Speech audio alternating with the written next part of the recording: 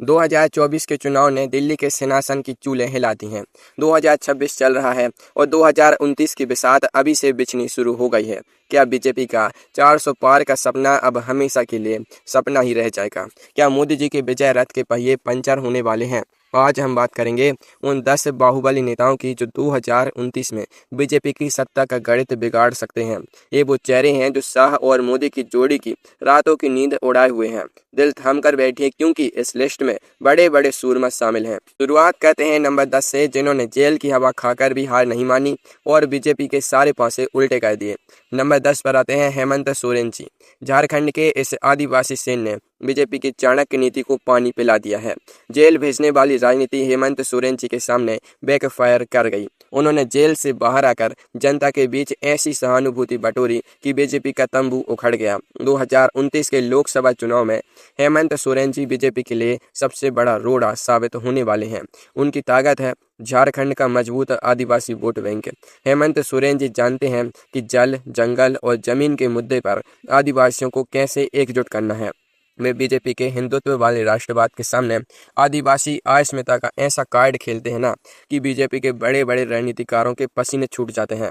झारखंड की 14 लोकसभा सीटों पर हेमंत सोरेन जी का किला भेदना बीजेपी के लिए लोहे के चने चबाने जैसा होने वाला है। झारखंड की राजनीति से थोड़ा आगे बढ़ते हैं और चलते हैं देश की राजधानी दिल्ली की तरफ, जहां एक ऐसा नेता बैठा है जो मुफ्त की बिजली पानी देकर बीजेपी के पूरे बजट का गणित बिगाड़ देता है। नंबर 9 पर आते हैं अरविंद केजरीवाल जी। राजनीति के इस सबसे बड़े यू टर्न मास्टर को कम आंकने की गलती बीजेपी कभी नहीं करेगी। अरविंद केजरीवाल जी पर बीजेपी ने जितने केस दर्ज किए वे उतने ही मजबूत होकर उभरे। उनका दिल्ली और पंजाब का वेलफेयर मॉडल, यानी मुफ्त शिक्षा, मुफ्त स्वास्थ्य और मुफ्त बिजली पानी जैसे आम जनता के दिलों में उतरता है। अरविंद केजरीवाल जी की राजनीति बहुत सातिर है। ये बीजेपी के राष्ट्रवाद का जवाब अपने कट्टर देशभक्ति और हनुमान चालीसा वाली नैरेटिव से देते हैं। 2029 में अरविंद केजरीवाल जी शहरी और मध्य वर्गीय वोट बैंक में सेंध लगाकर बीजेपी के कोर वोटर्स को अपनी तरफ खींच सकते हैं।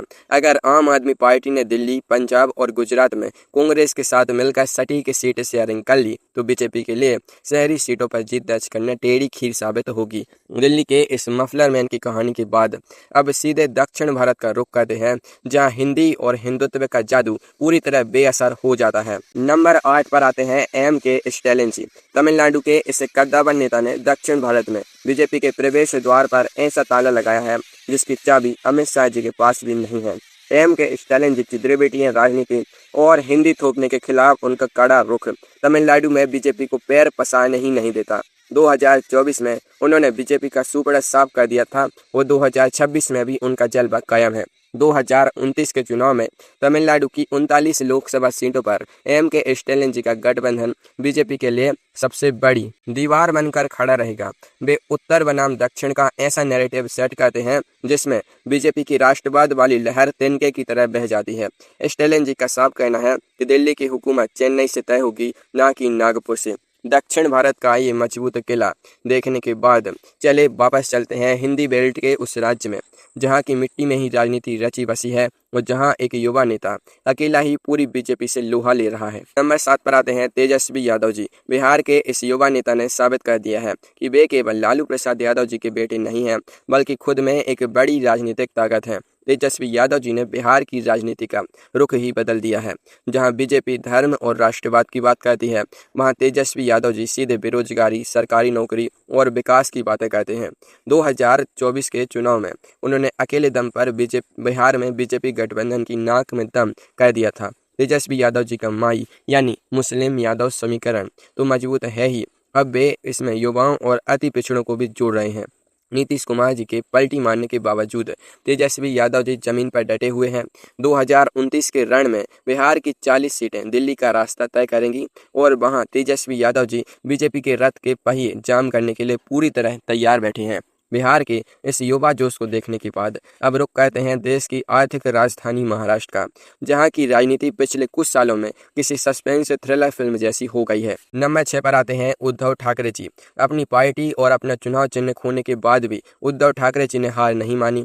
बीजेपी ने सोचा था कि शिवसेना को तोड़कर वे उद्धव ठाकरे जी को खत्म कर देंगे, लेकिन पासा उल्टा पड़ गया। महाराष्ट्र की जनता ने उद्धव ठाकरे जी को जो सहानुभूति दी है, उसने बीजेपी की रातों की नींद उड़ा दी है। उद्धव ठाकरे जी का मराठी धनुष वाला कार्ड और सादगी भरा अंदाज लोगों को खूब पसंद आ रहा है। 2029 के लोकसभा चुनाव में महाराष्ट्र की 48 सीटें बहुत मायने रखेंगी। उद्धव ठाकरे जी अपनी खोई हुई साख और पार्टी का बदला लेने के लिए बेताब हैं।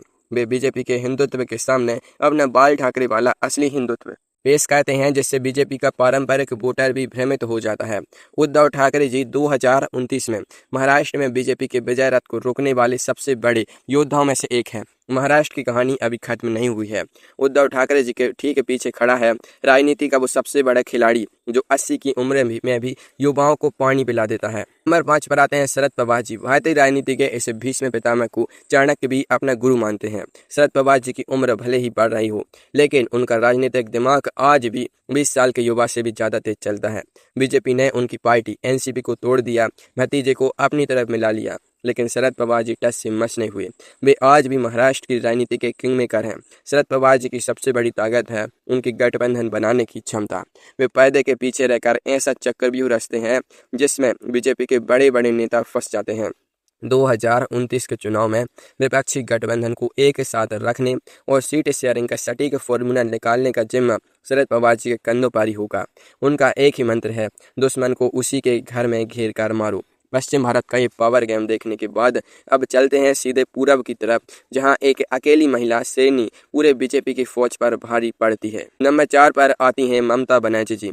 पश्चिम बंगाल की मुख्यमंत्री रही ममता बनर्जी जी को राजनीति की सबसे बड़ी स्ट्रीट फाइटर कहा जाता है। ममता बनर्जी जी की ताकत है उनका जमीन से जुड़ा होना और बंगाल की महिलाओं का उन पर अटूट भरोसा। वे केंद्र सरकार की नीतियों के खिलाफ इतनी आक्रामक रहती हैं कि बीजेपी को बैकफुट पर आना ही पड़ता है। 2029 के लोकसभा चुनाव में बंगाल की 42 सीटें बहुत महत्वपूर्ण होंगी। ममता बनर्जी जी वहां बीजेपी को दहाई का आंकड़ा भी छूने नहीं देना चाहती। उनका आक्रामक अंदाज और क्षेत्रीय अस्मिता का नारा बीजेपी के हिंदुत्व कार्ड को पूरी तरह न्यूट्रलाइज कर देता है। बंगाल की दीदी का ये रौद्र रूप देखने के बाद अब चलते हैं देश की सबसे पुरानी पार्टी के उस ट्रम्प कार्ड की तरफ, जिसकी एक झलक देखने के लिए जनता बेकाबू हो जाती है। नंबर 3 पर आती हैं प्रियंका गांधी वाड्रा जी। प्रियंका गांधी जी की राजनीति में एंट्री ने कांग्रेस के कार्यकर्ताओं में एक नया जोश भर दिया है। संसद में कदम रखने के बाद से उनका अंदाज और भी आक्रामक हो गया है। प्रियंका गांधी वाड्रा जी की सबसे बड़े यूएसपी है उनका अपनी दादी इंदिरा गांधी जी जैसा दिखना और उन्हीं की तरह बेबाकी से बोलना। वे जब हिंदी बेल्ट में रैलियां करती हैं तो महिलाओं और युवाओं की भारी भीड़ उमड़ती है। 2029 के चुनाव में प्रियंका गांधी वाड्रा जी कांग्रेस की मुख्य प्रचारक होंगी। वे बीजेपी के हर तीखे हमले का जवाब बड़े ही शांत और तार्किक अंदाज में देती हैं, जिससे बीजेपी का नैरेटिव कमजोर पड़ जाता है। प्रियंका गांधी वाड्रा जी भाई राहुल गांधी जी के साथ मिलकर एक ऐसी जुगलबंदी बना रही हैं जो 2029 में बीजेपी के लिए सबसे बड़ी चुनौती बनने वाली है। प्रियंका जी के इस बढ़ते कद के बाद अब बात करते हैं उस नेता की जो नंबर 2 पर है और जिसने देश के सबसे बड़े राज्य में बीजेपी का घमंड चूर चूर कर दिया। नंबर 2 पर आते हैं अखिलेश यादव जी। उत्तर प्रदेश के इस टीपू ने 2024 के चुनाव में जो सुल्तान वाला काम किया है उसकी गूंज 2026 में भी सुनाई दे रही है।